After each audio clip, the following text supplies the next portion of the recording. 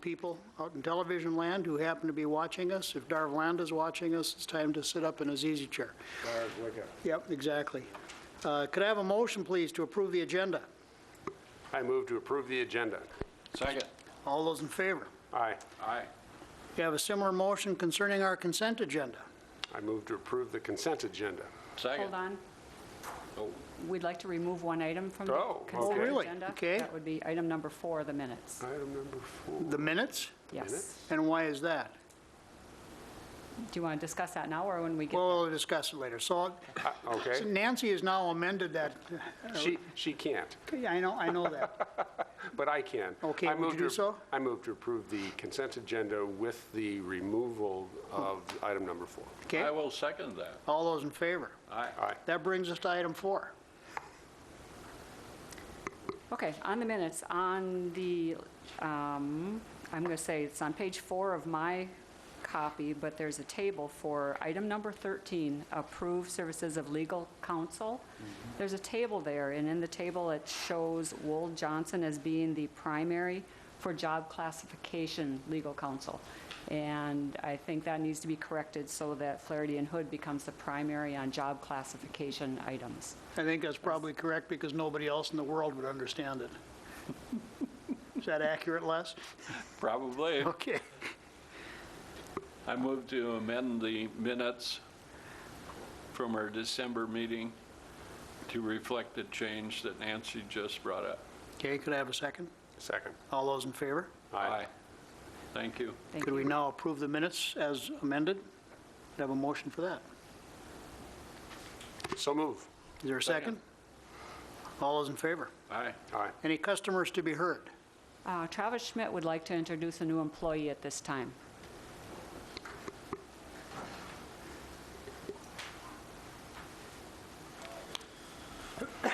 Excuse me. Travis Schmidt, Electrical Engineering Manager. Right beside me here, I've got Taylor Holt. He will be our new electric distribution engineer. He comes to us from HDR. He's been working there about 7 months. He's a graduate of North Dakota State University with a degree in electrical engineering. So, Welcome. I want to welcome Taylor. Yeah. I'd be a little concerned if I were you to be introduced by Travis, but that's another discussion we'll have over a period of time. North Dakota. Yeah, well, there's that. Yeah, okay. Welcome aboard. We hope you enjoy your time with us. Anything further, Travis? That's it. Thank you.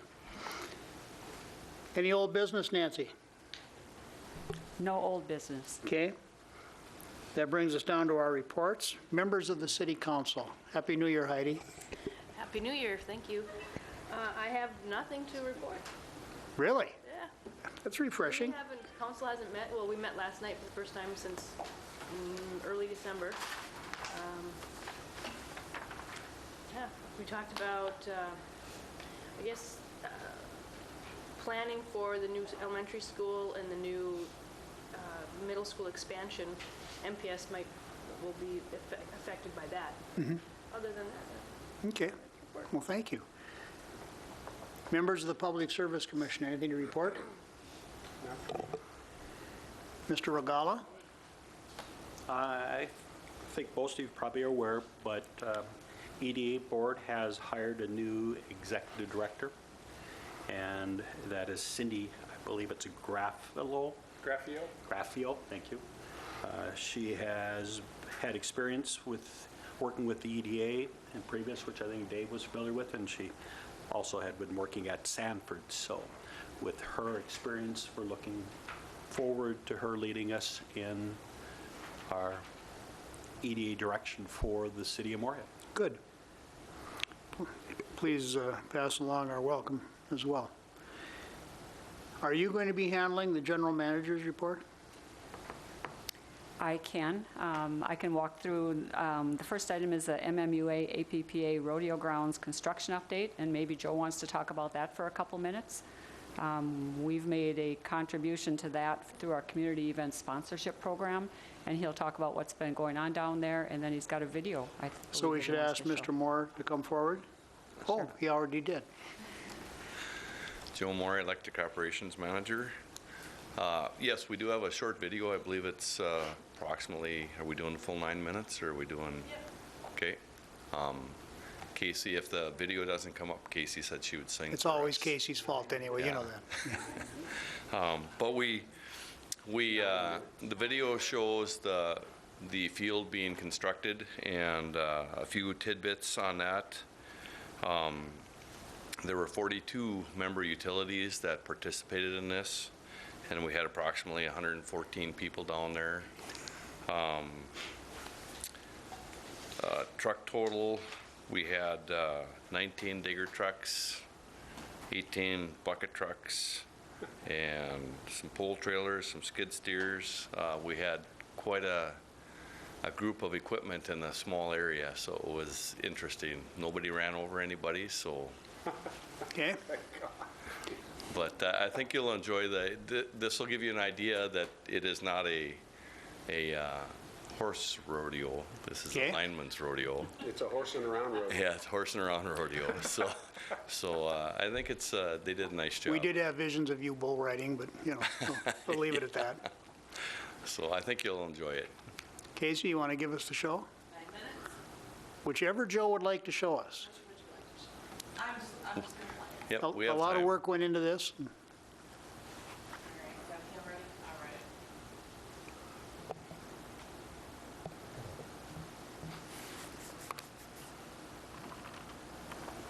Hold on. I am having technical difficulty. Suddenly the sound doesn't work. As quick as 9 minutes.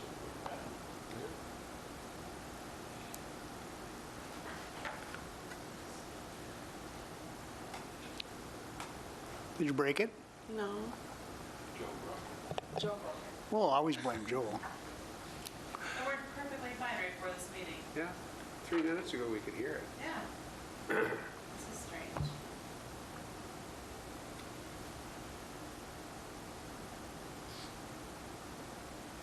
Hold on, I'm just moving the light up here. Can't trust Technology. it. Can't trust it. Really weird. Well, I think Joe can probably narrate it for us. And I'm not singing. Probably, Actually, I'd probably pay to hear Joe could that. tell us what Yeah, we're doing. yeah. It's all the way up. How about the sound on that bar, right where you've got it now? You guys enjoying this? I don't know if I can change it back. But on some, they have any sound back there, Russ? This is weird. It worked perfectly fine. Somebody did a nice job taking pictures. They're good photographer.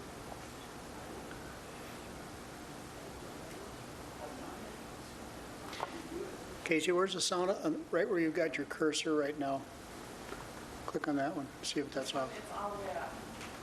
It even says it's coming up. There's something down here. Weird.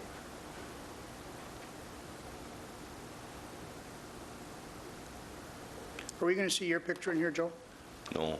The one thing that switches is to north, and that's so that it goes across our road. You will see one of our linemen running a digger truck for a brief second there. Will it still be broad? Oh, but then they won't see it. Yeah.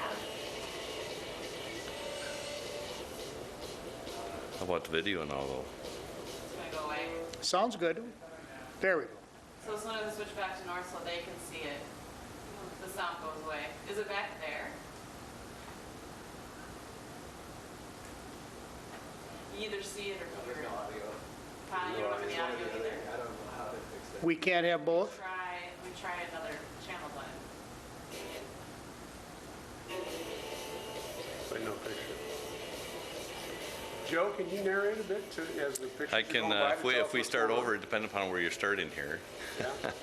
Why don't you go ahead and put the video on about where you were before? And maybe Joe can tell us what's going on since All he's, right, Joe. It's okay if we just keep going where we're at?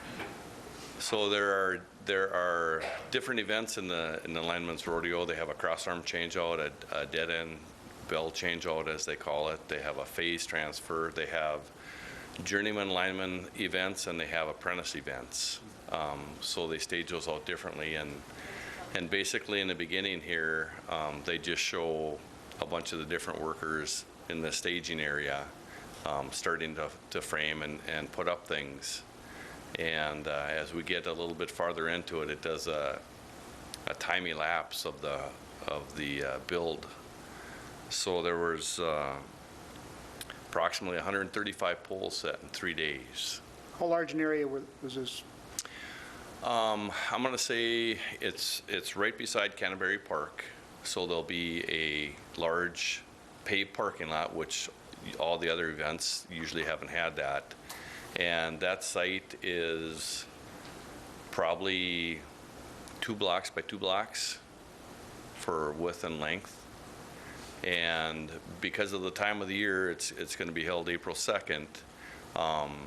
They talked about having different tents up there for people to warm up, and when they talked to the people who had the tents, they actually ended up with one large tent that's 100 by 200, so everything's all under one tent, and then that'll be heated for the people. So if they want to come in and warm up, get food, there's a play area for the kids back in the corner of the tent that they'll be able to have the kids, and then they'll have little poles set up for the kids to, they won't let them climb, but they'll let them get up a little bit on some spikes and then run some of the tools that the linemen will use. Now, I watched your crew put in a pole before, and I didn't see them doing it quite as fast as they were here. That's ideal. And you can pass that along to Eric, pardon? That's ideal bronze tradition. So what were the events, and how were participants judged on these events? It's based off time. Safety is number one. So it's based off time, safety. If you have a kick out where a gaff will release, the new belts we have actually will only let you drop a maximum of 18 to 24 inches. So you can't follow the pole all the way down anymore with the new regulations that have come out. And then you can't, if they call it a gig, a gig for a gaff out, or a gig for if you drop something, that's a point against you. So it's all in just timing and doing it safely. Did we have any participants from Moorhead Public Service? We do not have a team in the event down there. We have some volunteers possibly that might go down there. I know Casey signed up to be a volunteer to go down there and work. And there's a possibility In the bucket that truck? Cheryl might. Yeah. She's the driver. Okay. So this just shows, like I said, the guys setting up. You can see just some of there is just a partial amount of the equipment. There's a lot of trucks in a small area. Everybody was very aware of where everybody was. When you'd move something, there'd be people watching. Eric Victoria is one of our linemen. We took a bucket truck, a digger truck, and a pole trailer down there. So we donated, our total donation was $15,000, and our in-kind services, we took what it cost first for the motel rooms and trucks, was approximately $6,000, and then we paid, nice, more public service there. We paid $9,000 for the events that we sponsored down there for a total of $15,000. So who was the winner of all this? Or, It's coming up this April, okay. so you And we can, don't have a team. you still have time to practice and go up there. Well, I thought about that pole climbing thing, Not so much. Not so much. So it'll be interesting. This is the first time it's been held in a colder climate, chillier climate, so hopefully it'll be 30, 35 degrees. It might be, that time of year, it could be all the way up to 50, or it could be 0. So we'll see. The thought among most of the utility workers was a couple feet of snow on about 20 degrees would be perfect. Yeah, well, it didn't work for the football game. So here's the time lapse, the build, and you can see how big the area is there. The center area where that trailer is, kind of in the middle of the screen, will be where the tent will be set up, so it's kind of centrally located. And the events, one of the things in setting up the whole field is the accuracy of how straight the poles are, how everything has got to be exactly the same. So it takes a little time. Even the washers and the nuts, everything's exactly the same, so everybody has the same potential. When it comes down to some of the events like the Hurt Man Rescue, they pull a 180-pound dummy about 35 feet up the pole, and then he's hanging there. And the winning event last year was under 2 minutes they got that dummy down. Oh, wow. And that's, they have to start from the ground, run an extendo stick up, pull a cutout. Once the cutout's pulled, then the guy at the base of the pole can go up, and he's got to get the rope around him. As the mannequin comes down, he can't touch the pole, and he's got to land on the tarp. So it's not just, it's precision. Is that training that you all do as teams in the communities just for safety's sake? Our yearly training consists of, we'll do bucket rescue, where we actually take the dummy out of the bucket truck, get the bucket to the ground, lower the mannequin down to the ground, you know, and that's all timed.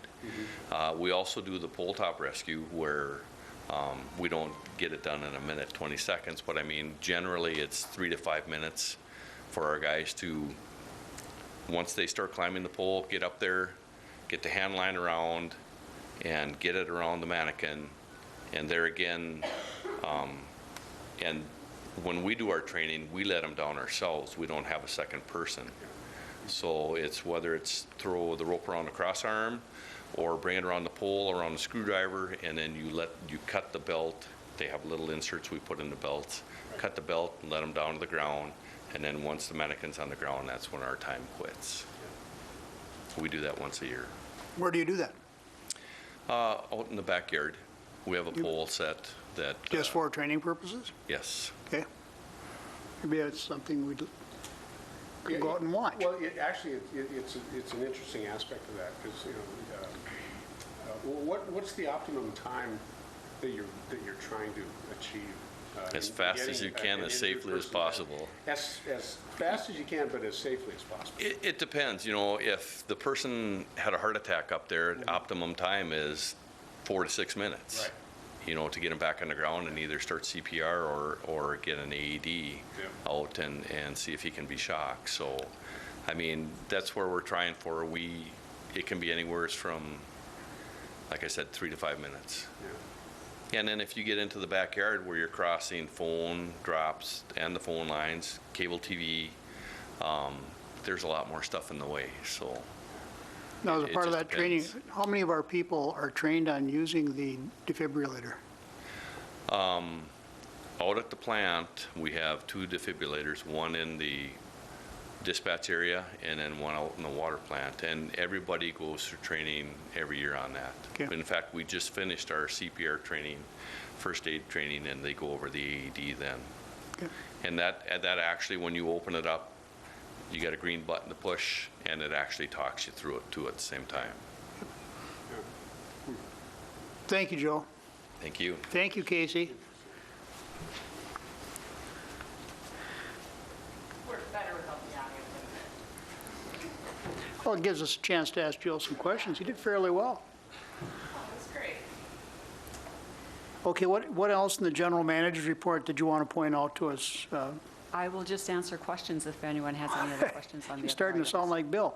Well, where are we at on the subject of the billing and so forth, with the billing procedures at the city, Nancy? The billing and collection services for the city of Moorhead, we've met 3 or 4 times at the end of or throughout the last half of 2015. And since that time, we've scheduled other meetings for early this year. So we did resolve the 2015 difference between the 2 budgets, the City of Moorhead budget and Moorhead Public Service. That's been resolved. It's been paid in full at the level that MPS had established. And so right now, we've just got a difference in budgets between the 2 entities of about $77,000. But discussions will be ongoing early this year. I have a question about another element. Okay. Anybody have any questions? John? I had looked at the last month's manager's report, and I know it said it was proposed, but I was almost led to believe that that dollar amount was agreed to. So is that a wrong assumption, or? Yes, yes. Okay. Yes, it's not. And you're talking about for 2016. There's been no agreement for 2016. But our budget has been approved with the 555,000. 555 is our budget, right. And the city's budget has been approved, but not that dollar amount. At 477, correct. Guess I'm a little confused of why we'd have had a budget approved without having that numbers confirmed. Well, I think that statutorily, we had to arrive at a budget. And of course, a budget's a roadmap. And I don't think we have much choice but to adopt a budget in order to adopt our rate increases. I don't know do we have regularly scheduled meetings to address this issue, and how long are we going to do it? I think there should be one scheduled in either January or February to try to resolve this issue or work towards some kind of agreement on it. The city, the last time we met with them, the city is thinking about going out for an RFP for a different type of billing system than what we currently have. That meets their needs? Yeah, that maybe would fit their needs better than ours. Ours is definitely a utility-based billing system. It's used to billing off things of commodities of service like kilowatt hours and cubic feet. So there's maybe what they're looking for may be a little broader basis for billing purposes. Okay. Very good. Anybody else have any questions in this area? Heidi? To add to Nancy's comments about the RFP, that we may look to an RFP for a different type of system, but that system could also be used by MPS. And so there is an opportunity to work with MPS, MPS work with the city on looking at a new billing service. Okay. Entirely. Cool. Okay. I'm assuming that we'll look at all alternatives. Well, currently, we've told city staff that we're happy with the system we have, so if they want to look at that RFP, we're not, at this point, going to participate. We're happy with the system we've got. Okay. The next step up for the next type of billing system would be a pretty major investment, and right now, the system we've got is serving our needs. Well, I know that we went through several upgrades and several very cumbersome steps to get us in that position. When we went through this, we had a problem with a package, as I remember correctly, years ago, that was not as sold. Yeah, that was probably the Y2K, the year 2000. We'd gone through or tried to go through an upgrade for a system that was in development still, but not quite ready for prime time back in Okay. that era. Okay. Please keep us informed. John, did you have? Okay. Heidi? How old is the current system that you use right now? I think it's 2006. And the utility system, billing systems normally have a very long life. I mean, the other system that we had, we put in 1981, and that system served its purpose until 2006. So normally your utility billing systems are quite long life because it's a huge process to convert that. Sure. Would it be a safe assumption to make that all of our meter reading equipment and so forth is synced to what we have for a billing system? It is right now, yes, yeah. Okay. So if we went to another program, I'm assuming that there'd be some other issues that would come along with that. Correct. I mean, there's a lot of detail, there's a lot of meter details that all has to sync into everything. Okay. That's not an easy task. Okay. My last point will be, I don't know clearly as much as you do, Nancy, about billing systems and how their longevity and whatnot, but it seems like with technology today, 10 years seems to be dated. That seems to be quite a long time. So I would suggest that commissioners keep an open mind. We've always been an open-minded group. And at least at least be open to explore options. I think that's fair. We could encourage the staff to do that. Yeah. Absolutely. Unless it gets to With a the smile. I mean, yeah. We want to cooperate as long as it fits both of our needs. And of course, a utility is a different entity than, what the city's doing. But, okay. Anything further? You had a question, David? I have a question for item number 5 on the general manager's report, NERC update. And it's really kind of a curious thing. So Travis has come up, and that's just exactly what I needed. Well, here's Travis now. What is a transmission line violation? Okay, so Travis You Schmidt. got me curious on that, with that, so. So Travis Schmidt, Electrical Engineering Manager. Basically, back in, if I got this right, back in 2013, NERC required us to go through and evaluate all of our transmission line that we had to make sure that there wasn't any violations, or clearance violations, whether it was to the ground, whether it was to signal lights or signal structures or houses or anything that was in the way, even underbuilt distribution lines that we have on some of our lines as well. So that's basically what a transmission violation basically comes to. It's more of a clearance violation. And last year, over the last 2 years, 14 and 15, we went through that process of evaluating our transmission lines to make sure that we knew what we had for clearance violations, and then we had to remediate all those issues. And we had, if I'm correct, 18 violations in our 20 miles of line or so, 26 miles of line. And of those, we got all of them completed but 2, and that was due to parts. We were waiting for materials to come in. How do you then ongoingly monitor that? Is it just an inspection process as Yep. you're working, or? So what actually happens is as projects occur, streets get widened, things like that, usually we have easements, so there's a lot of things that can't be put underneath there, so that clears a lot of that up.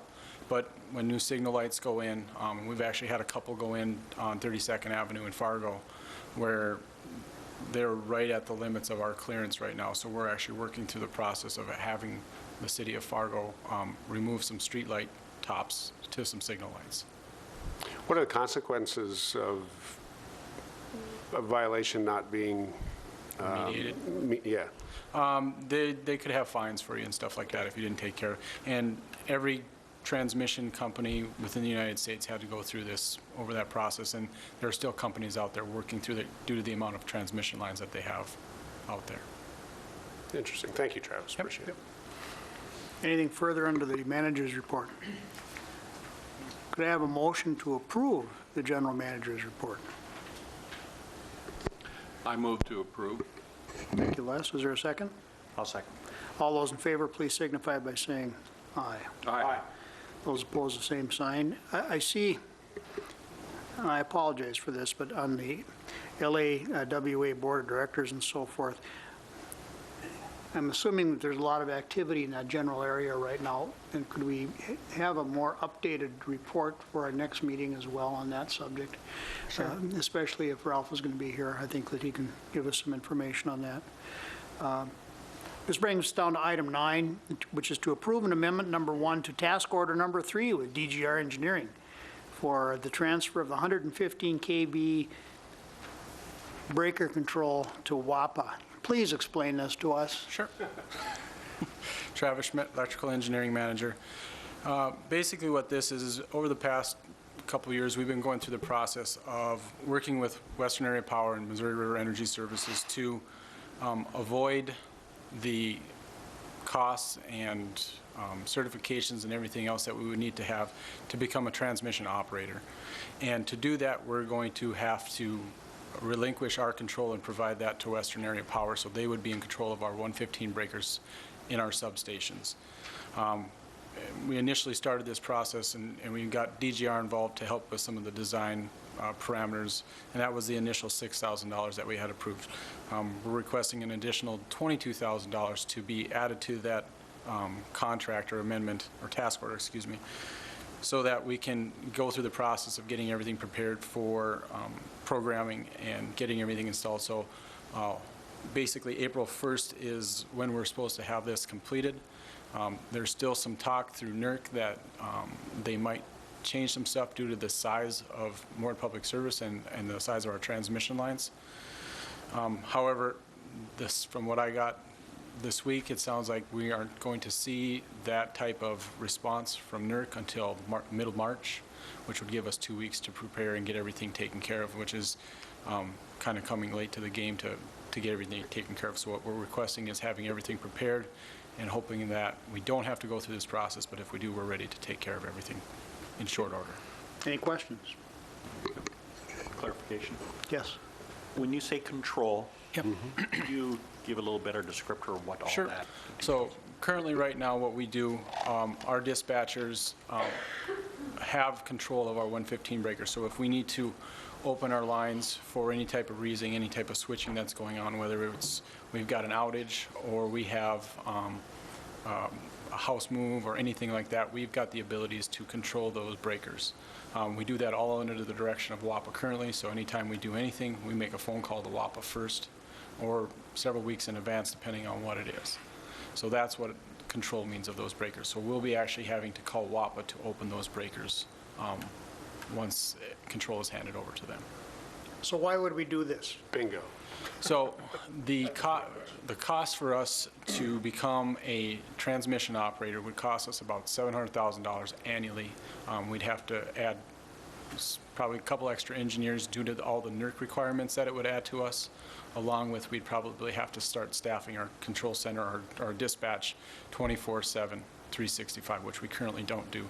And along top of that, engineers and dispatchers would probably need to have NERC certifications to control everything like WAPA does.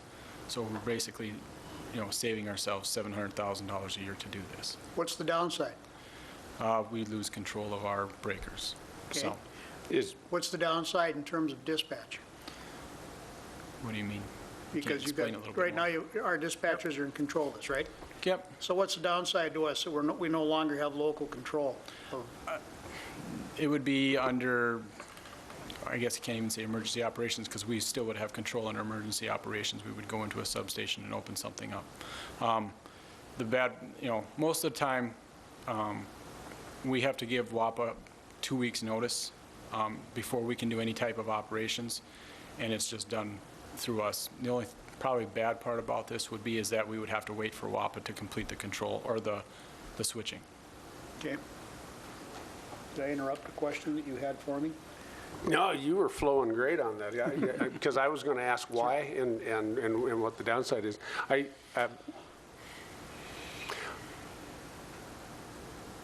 guess there's savings and so forth. I do get concerned when Papa Bear off in some distant mountaintop is the person that we need to need to deal with on some things, and especially if that time frame is too long. What does that do for our responsiveness to situations? And and is 2 weeks? You mentioned 2 weeks as kind of a lead time. Is 2 weeks a long time? Yes and no. We've been working with our staff because usually it used to be about a week's notice, and with them moving to SPP, we're required to give 2 weeks notice. So no matter what, we're always going to have to call WAPA at least 2 weeks in advance. Sometimes in emergency situations, if we've got to repair a piece of equipment and stuff, they can shorten that up, but they've got to get their approvals too as well. One quick one. Sure. Is there an Uncle Charlie that you can call if Yep. it's got to be shorter than that? Yep, we work, the dispatch site. Somebody you know. Yep. Yeah. The WAPA dispatch site we work with is in Watertown, and we've got a really good working relationship with them. Our dispatchers are always making phone calls to them if anything's required. Les, did you have a question? How long is this, how many times did this happen in 2015? How many times did we open the transmission line? Well, actually, in 2015, we did it a lot. We had Okay, a an lot average year. six Half a times maybe. dozen? Yeah, half a dozen. I mean, it's not often, but Yeah. you know. And the second part of that question is this normal with municipals that they do Yeah. it this way? There's not a lot of utilities like Moorhead Public Service. Marshall is also in the same boat, and they're working through the same process right now with XL Energy, who's their transmission operator, trying to sort this out as well. So, Okay. Does this have any negative implications for our customers? No. I think they shouldn't see any difference. I mean, normally our phone calls to WAP are fairly quick if it's something with the transmission line. So we're to expect same level of service at all times to the people in the city of Moorhead? I would anticipate that, yes. Okay. Move approval number 9. Is there a second? Second. All those in favor? Aye. Those opposed, the same sign. That motion carries. That brings us down to item 11, which I don't believe we're going to be doing. I would suggest to the members of the commission, if they've not already done so, that there is a review that you're to get to my attention in the very near future. Please do so. Anything further? John? Just wanted to make mention here of a recent energy audit that Dennis and a few staff members from Missouri River completed for our company. And I would certainly encourage all businesses to take a look at that because of the walkthrough that was done. It went to the extent of counting the number of light bulbs you have and the type of light bulbs. And then they go into a usage, and if you have a demand use, which we heard a lot about, of how you can reduce your demand, and savings to even to the point that they break it down that you can save on your air conditioning costs due to the heat that these light bulbs that are in place and being used. And in addition to that, some of these light bulbs will not be produced in the near future. So it's a great service that we provide to our members. So what was the end result to your business? We can take advantage of replacing light bulbs, and there is rebates that are available through the service. And to the extent that you go through some of their basic recommendations to all of them, you can have a significant saving of not only energy here, but you can bring better light, and there's a lot of other additional benefits by simply changing light bulbs, plus the other recommendations that they have. So I would certainly encourage people to look at that and take advantage of that opportunity. There you have it, another unsolicited recommendation for MPS. Anything further? Do you have a motion to adjourn? Sir, I do have one. You don't have to call me sir, you know that.